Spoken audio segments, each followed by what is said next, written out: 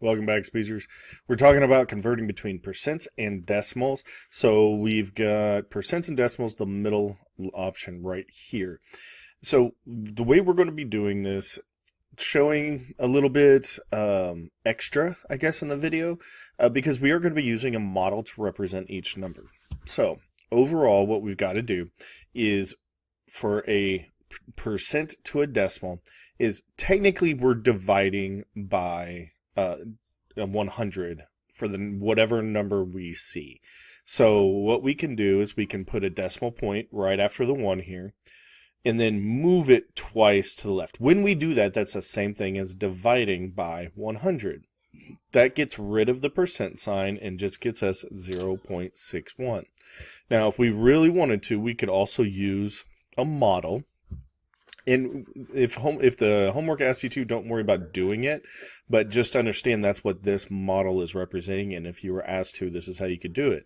You can draw a 10 by 10 square grid, and then you fill in 1, 2, 3, 4, 5, 6 columns and one more. What that's going to show is that you've shaded in 61 out of 100, and that is both the same thing as 0.61 and 61%. Now we can do the same thing on B.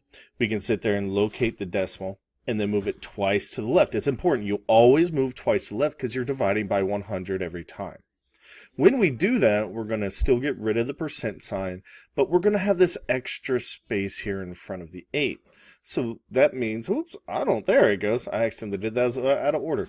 Anyway, we get 0.08 now for answer because any empty spaces where we jump get filled in by our zeros. And then our model is going to show that a 10 by 10 grid or 100 total squares is going to have 8 of them filled in to be 8 out of 100, which both means 8% and 0.08 or 8/100ths.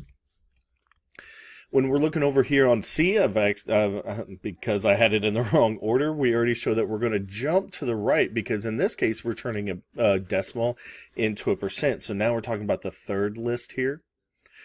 So we're going to jump twice to the right. Well, that's the same thing as multiplying by 100. When we do that, that adds a percent sign, and it turns it from 0.27 into 27, so we have 27 out of 100.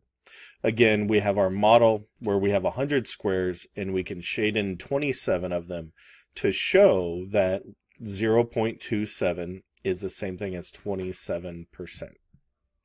Now here we have a repeating number. So what's interesting about repeating numbers is there's an invisible number right here behind the 3. So when we do our 2 jumps, we don't want to just fill this in with a 0. We need to remember that it's repeating. So I don't know why I have 27% there. Give me a second. All right, so we've got that covered. I'm just going to zoom on through here. It forgot it restarted me. So here we're going to get to, remember, the line means it's repeating forever. So we jump 1, 2 times to the right. That would give us these 2 3s in front of the decimal. Then we place the decimal, and then we just put the line with a 3 underneath it right after the decimal to represent the same number. These two are the same. Don't make it zeros where there's empty hops when there's a line over the number.